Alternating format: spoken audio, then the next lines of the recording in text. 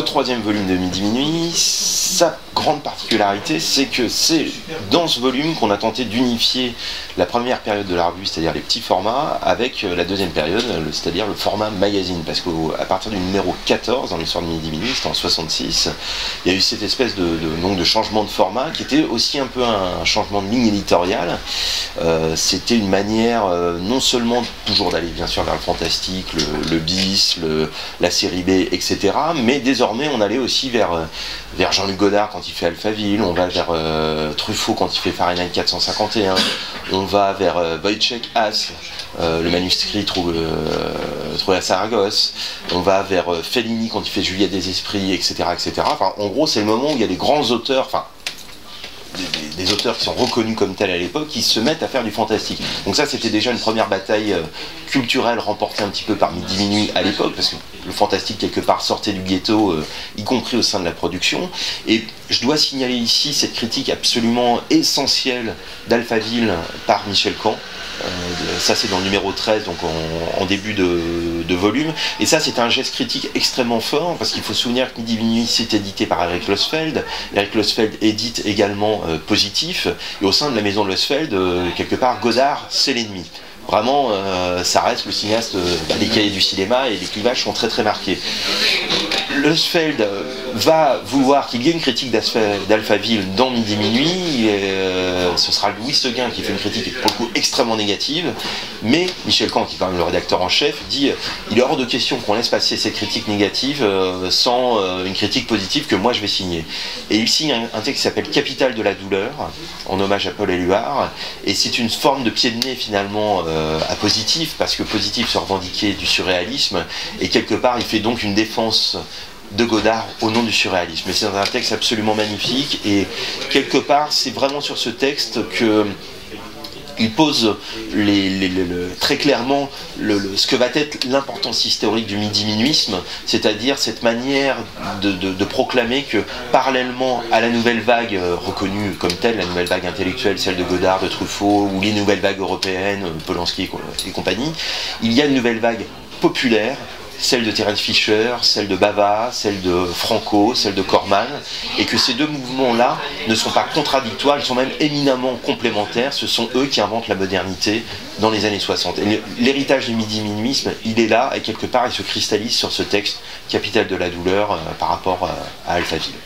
Et Midi Minuit, la revue, elle, s'est chargée un petit peu de signifier tout cela avec cette espèce de changement de format où désormais on allait plus vers le côté magazine. Mais pour nous, problème, c'était comment adapter ça dans un même volume. Donc tout l'enjeu, c'était d'arriver à opérer cette transition sans que ce soit problématique. Et donc voilà, la première des particularités, c'est celle-là. On a deux numéros, c'est le 12 et le 13, qui correspondent vraiment à la première période de la revue, et à partir du 14 jusqu'au 17, là on a les grands formats, et on a réussi effectivement donc à tout unifier.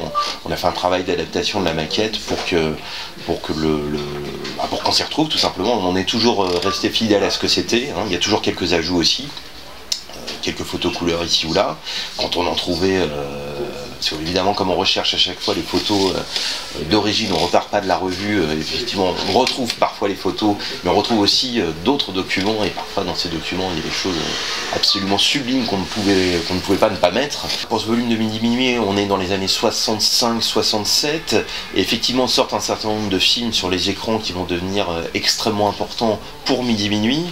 Il y a par exemple 6 femmes pour l'assassin de Mario Bava. Ça, c'est vraiment un film important à un moment donné pour la rédaction. Il y a toujours les films avec Barbara Steele, c'est le moment où sortent notamment Le spectre du docteur Hitchcock de Ricardo Freda. Alors là, effectivement, ça donne lieu à des tunnels de photos.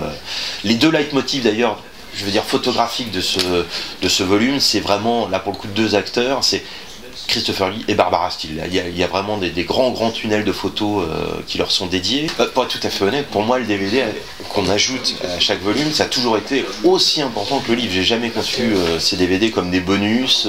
Pour moi c'est vraiment, ça fait partie intégrante du travail que je m'étais fixé, c'est-à-dire non seulement donner à relire ces textes absolument essentiels que sont ceux de Midi Minuit, mais également donner à percevoir tout le mouvement Midi Minuiste qui était né de cette revue. Donc il fallait voir les films que les uns et les autres avaient réalisés, il fallait voir les émissions de télé qu'ils avaient réalisées, il fallait voir l'influence du Midi Minuisme dans la pop musique, donc Gainsbourg, Stella dans le volume 1, et c'est vrai que oui, pour moi c'était vraiment primordial ces DVD.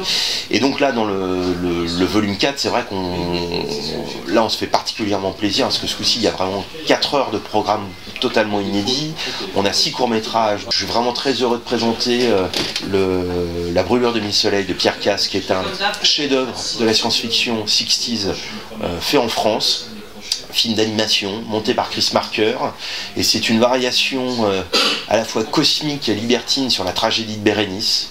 C'est vraiment très très beau, il y a une qualité d'écriture, les dessins sont absolument somptueux, mais on sent qu'il s'agit aussi d'un hommage à la jetée de Chris Marker, de manière assez évidente, parce que l'animation est limitée vraiment au strict nécessaire. C'est une sorte de bande dessinée en film, il y a quelque chose de cet ordre-là. La musique, c'est bien Parmigiani? Oui, c'est Parmigiani qui signe la musique, donc une musique expérimentale et électronique, entre la musique concrète et il y a des éléments qui d'ailleurs peuvent nous faire penser au Jekyll et les femmes de Borovjic. Voilà, et puis d'ailleurs on sait que Borovjic travaillait pour Argos Film aussi à la même époque, et donc tout ça, ça fait un mouvement tout à fait passionnant. On a un autre film qui s'appelle Les coups de pointu de Jean Streff. Alors là on est dans le midi-minuisme pop délirant, hérité un petit peu de Sculpturizing de Kenneth Anger. Donc c'est un film entièrement conçu sur une bande son qui vient de Swinging London. Là en l'occurrence on y retrouve les Stones, les Kings, enfin tous les groupes de l'époque, les Pretty Things, etc. C'est un film très drôle, très délibérément foutraque, assez non sensique et non narratif, en forme d'hommage vraiment à toutes les figures du midi-minuisme. On retrouve Bava, on retrouve la Hammer, on retrouve la Universal, on retrouve toutes ces choses-là. On a un film intitulé Le Détour de Patrice Molinard. Alors ça, je suis très heureux de le présenter aussi, parce que Patrice Molinard, c'est l'auteur de Fantasmagorie, ce chef-d'œuvre du film de vampire qu'on avait réussi à retrouver pour le volume 2, avec Edith Scobb dans le rôle d'une femme vampire et sévant dans la campagne valdoisienne. Et Le Détour, c'est assez passionnant, c'est un film bouleversant déjà, c'est un film sur le deuil, et c'est passionnant quand on a en tête Fantasmagorie, parce qu'on y retrouve les mêmes lieux, on y retrouve presque la trajectoire inversée du vampire. Dans Fantasmagorie, le vampire naît de cette espèce de Transylvanie valdoisienne jusque dans les rues de Paris, et là c'est un petit peu le parcours inverse. On part de scènes de foule dans Paris et on arrive jusque vers l'Oise, et l'Oise fait figure un petit peu de Styx. C'est un film étrange, assez abstrait, avec une musique signée par Georges Apergis, le mari d'Edith Scobb. Edith Scobb fait une apparition d'ailleurs, on la voit à un moment donné traverser l'écran en bonne sœur sur un vélo. Voilà. Côté Franju. Oui, bien sûr, ouais. Il y a toujours aussi cette influence de Franju, bien sûr, mais chez Molinard, l'influence de Franju, c'est quelque chose en même temps il se l'approprie complètement, il en fait quelque chose de personnel. Donc on ne peut pas dire, ça n'est absolument pas du sous-Franju, ça fait partie d'une même communauté d'esprit. On a un film qui s'appelle L'Homme au chat, d'Henri Gleiser. Alors ça, c'est un film, on doit sa découverte à Emmanuel Rossi, qui avait une copie de ce film, qui un jour nous a dit mais il faut absolument envoyer ça, c'est complètement midi minuit, c'est très étonnant. Il y a quelque chose de extrêmement malaisant dans ce film, c'est l'histoire d'un homme qui vit avec des chats dans un pavillon de banlieue, des centaines de chats, mais au bout d'un moment, il y a vraiment une situation, ça repose vraiment sur le non-dit, on ne sait pas ce qui se passe, mais il y a quelque chose qui ne va pas. Puis de plus en plus, non seulement on va dans le glauque, mais on va vers quelque chose dans des formes de situation que la morale réprouverait, d'ailleurs, quelque chose de cet ordre-là. Et puis, ça repose sur cette idée d'un cinéma fantastique qui ne livre pas ses clés. Le mystère va rester mystérieux, et néanmoins, on sent bien qu'il y a quelque chose de cauchemardesque qui est à l'œuvre là-dedans. Voilà, j'en dis pas plus. Le dernier film, c'est Ténèbres de Claude Loubary. Alors ça, c'est un film dont Jean-Pierre Bouixou et Noël Simsolo m'avaient parlé. Claude Loubary, c'est une figure du midi-minuisme qui vient de Lyon. Il avait monté un ciné-club qui s'appelait le Midi Minuit 2 à Lyon à l'époque. Il avait pris contact avec la revue. Il n'a pas écrit dans Midi Minuit, mais il a été très proche à un moment donné de Jean-Claude Romer et de Michel Camp, puis il s'est brouillé avec eux par la suite. Et Ténèbres, c'est un film stupéfiant parce que c'est un film qui, avec 10 ans d'avance, nous emmène déjà chez les zombies de Lucio Fulci. Non seulement en termes de représentation d'horreur, de l'horreur graphique, mais aussi pour une certaine vision complètement irrationnelle de la figure du zombie. On n'est pas du tout chez Romero, on est dans quelque chose qui échappe complètement aux règles de l'espace-temps, quelque part.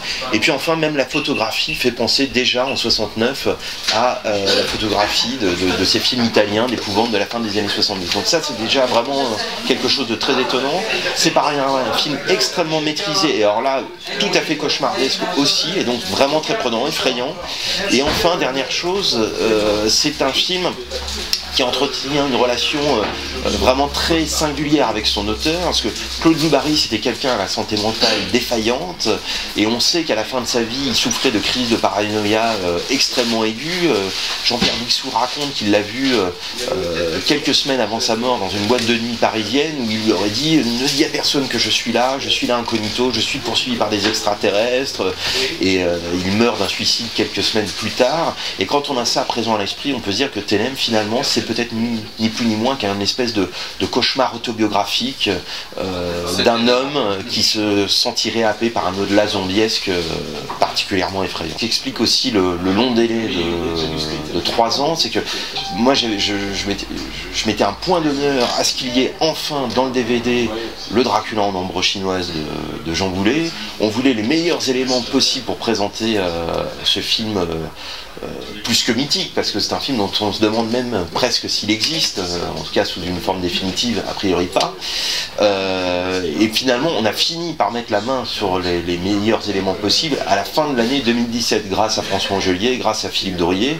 Et donc voilà, on n'aurait pas pu conclure terminer ce volume sans ce film. Ça, c'était vraiment absolument impossible pour moi, étant donné que dans le volume 2, j'avais fait un long article qui présentait cette histoire complètement folle, le tournage complètement délirant de cette utopie artistique, de cette espèce d'atelier permanent qui avait eu lieu dans la cave de son pavillon, le pavillon de Jean Boulet, rue Bobillot.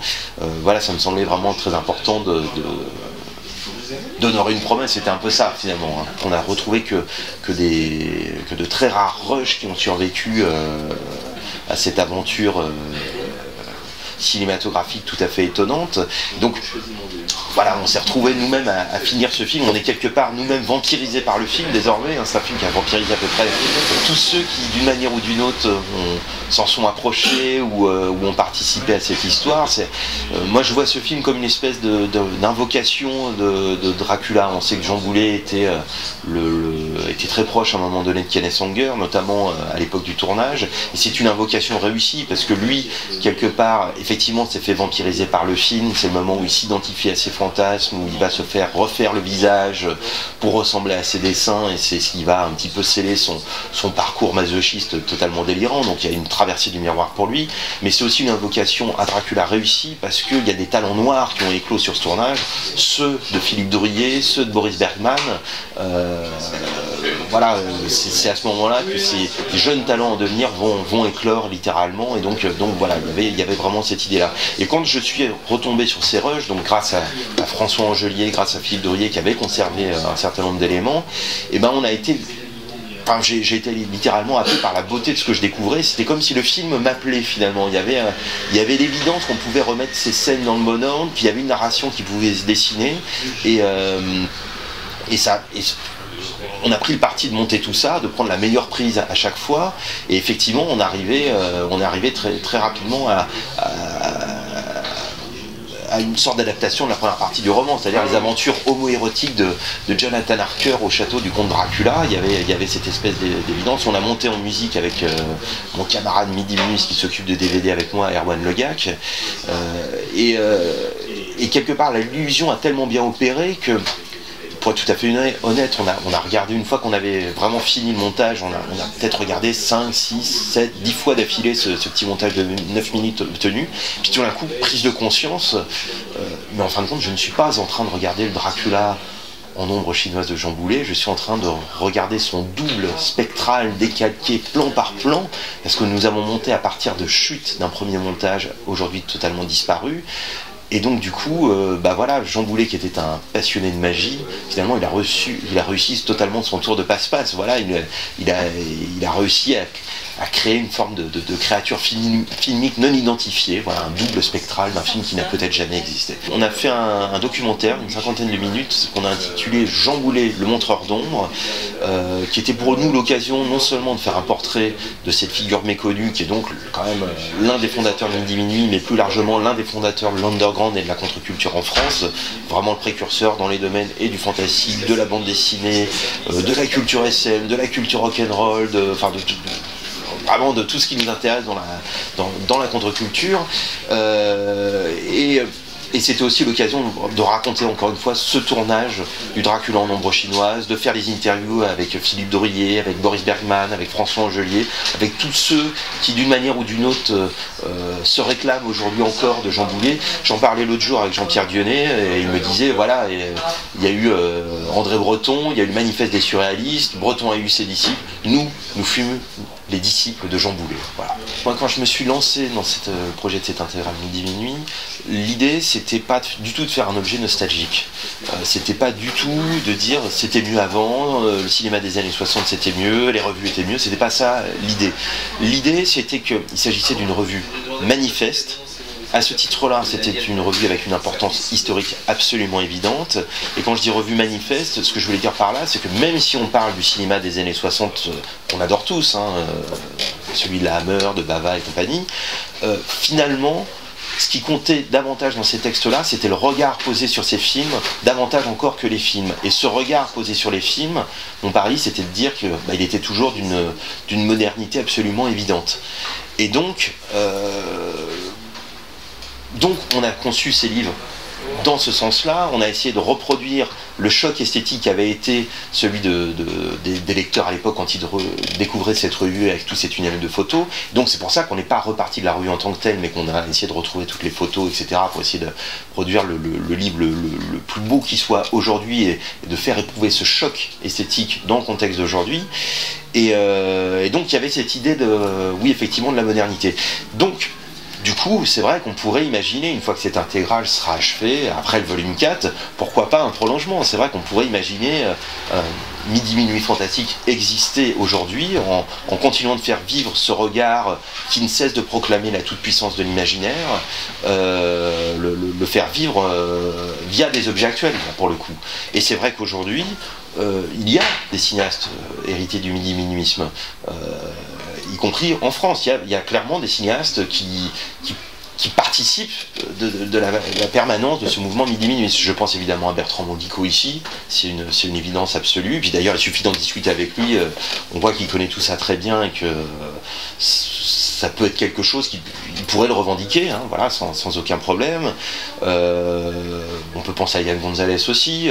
Enfin, on sent qu'il existe un mouvement qui est toujours à l'œuvre, avec cet appel très très fort de l'imaginaire, avec ces racines qui viendraient aussi du surréalisme, mais qui empruntent aussi d'autres détours cinéphiles. Donc voilà, oui, il y a... Et puis qui est moins dans la nostalgie et la citation que dans la continuité. Oui, voilà, oui, parce que ça c'est aussi un des problèmes du cinéma français des années 2000, notamment dans le genre, c'est que il y a eu beaucoup de cinéastes qui se consacraient vraiment, je dirais, à l'art de la citation.